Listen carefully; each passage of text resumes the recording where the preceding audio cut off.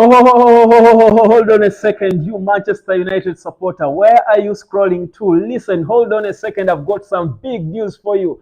Sir Jim Ratcliffe is about to turn the Old Trafford, the theatre of dreams, into the most beautiful thing you will ever set your eyes on this planet called Earth. While we've got a miracle about to happen thanks to the new 25% owner of this club. My name is Webb. Welcome to the United Hotspot. I'm here to tell you about what's coming through from our beloved club. Just after, barely even months after, even before he is confirmed by the process of the Premier League as a co-owner of Manchester United, Sir Jim Ratcliffe has shown the hunger that is willing to work. Listen, yesterday, as we were commemorating the Busby Babes, the Munich disaster, Sir Jim Ratcliffe was in attendance. Now, what he has done, the Glazers have never done in the 20 years they have owned Manchester United. They have never honored the Busby Babes. They have never cared about it. That's just to show you how this guy just didn't care about this club. But this guy, a born of Manchester, loves the club, supports the club all his life. He's the richest man in the UK, not in Babylon.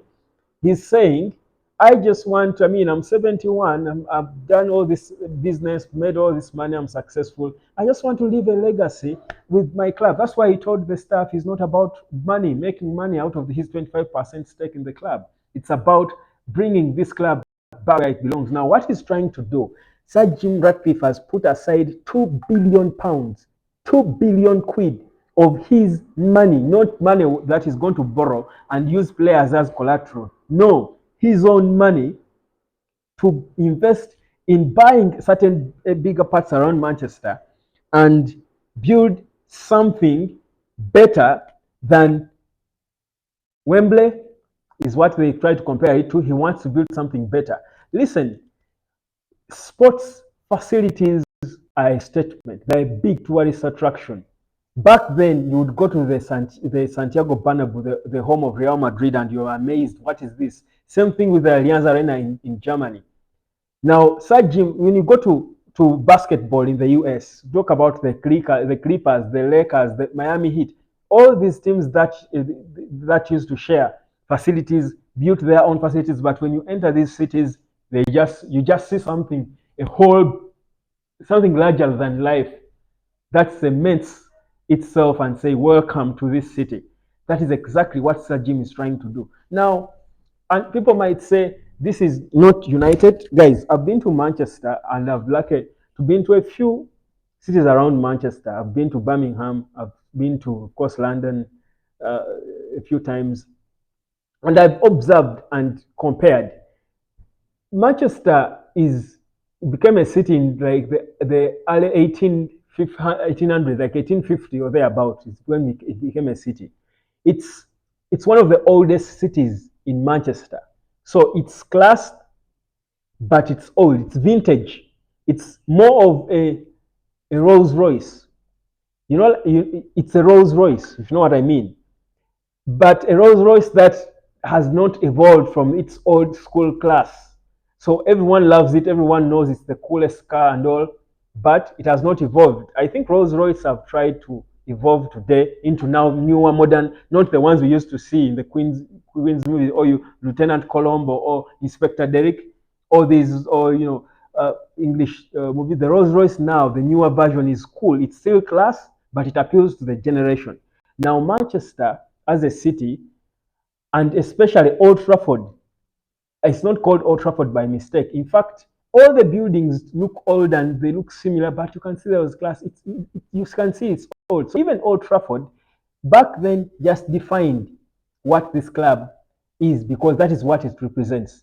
But you see, what you want now is to maintain, and even when you go to Manchester, the story they sell when they are giving you the stadium tour and all, the story we sell is the history. Of course, the Old Trafford has had a couple of changes by now, and that is part of what they tell you when you're just starting the tour. It's on the screen. They keep showing you how Old Trafford evolved over the years, how many times they have changed it. I think it's about 14 or something, that they have kept changing it.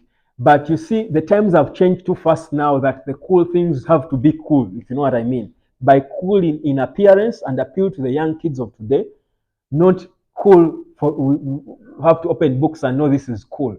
So what Sir Jim is trying to do is getting 2 billion of his money and he's going to turn it into that you go to Manchester and you just see the thing and you're like, what is this? Any kid born today will want to identify with this club. We shall sell our history, but in a cool and more appealing way, not in dark corridors. Dark corridors that are almost even looking dusty and all. When an earthquake comes, you don't think the roof above you is not going to descend on you. I mean, make it cool and appealing. The coolest thing I saw at Old Trafford, to be honest, was this mega store, and it's not even mesmerizing. It's not like wow, like you don't look at it and like what is this? But it's organized, it's good, it's the clothes are nice, the designs are good, they're classy, they look classy, most of them. So, but it's not. It's like it's an improved version of the Crystal Palace or the Arsenal or the Chelsea. These small clubs. Yeah, they will come at me for saying that. But the reality is, what Sir Jim is trying to do is going to recruit so many young fans for this club and give us a restart. And this guy has mastered the art of relating with the fans of the club. That's so important because with a club like Manchester United, people outside the world who don't even dream of ever visiting it. I supported United before I ever dreamt that I would ever visit Old Trafford, to be honest. But I was so in love with the club. And it's all of us.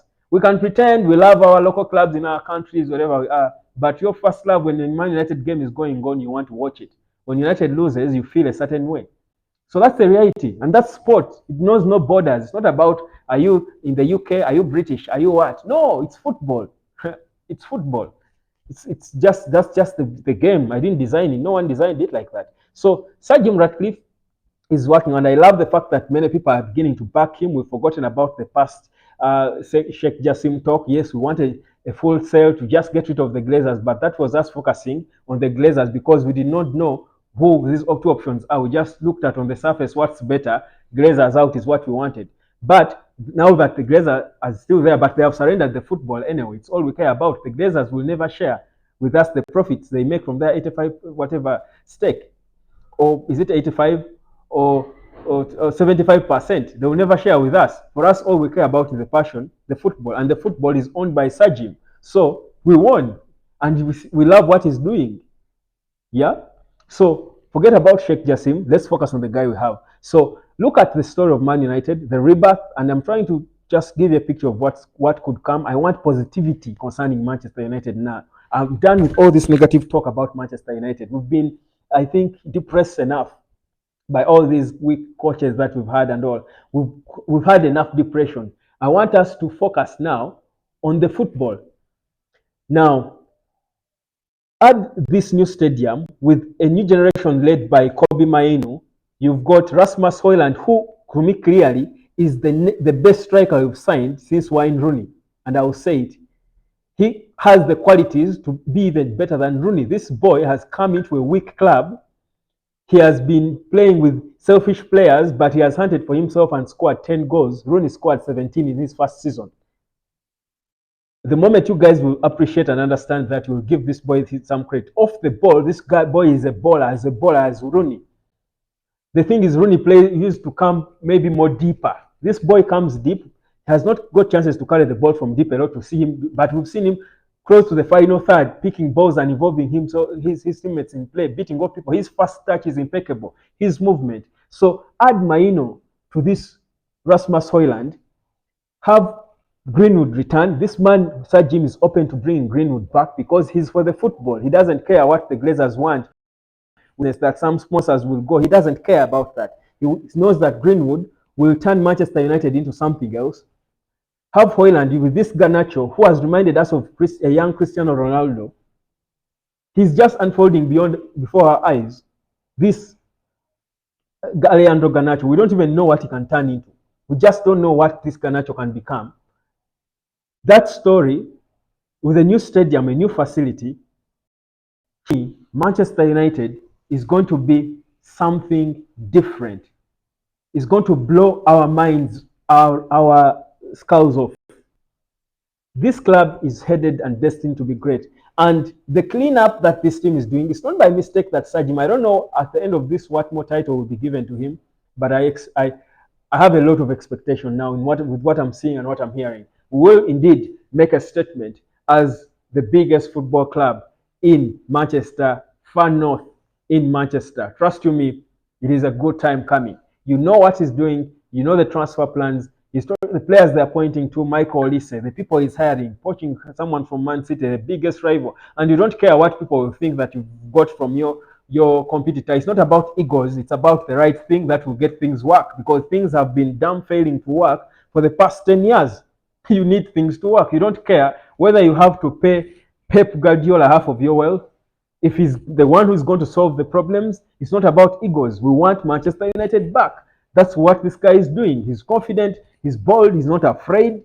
He's showing character. He's making decisions. He doesn't care who is saying. All he wants is Manchester United back. Isn't that what you want? If yes, then why don't you want Mason Greenwood back?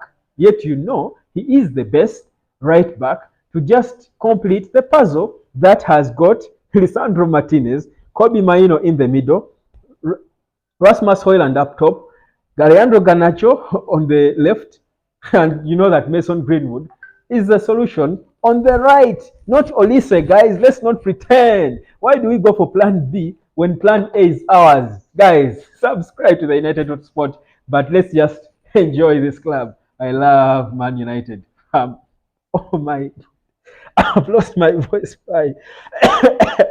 This club will kill me.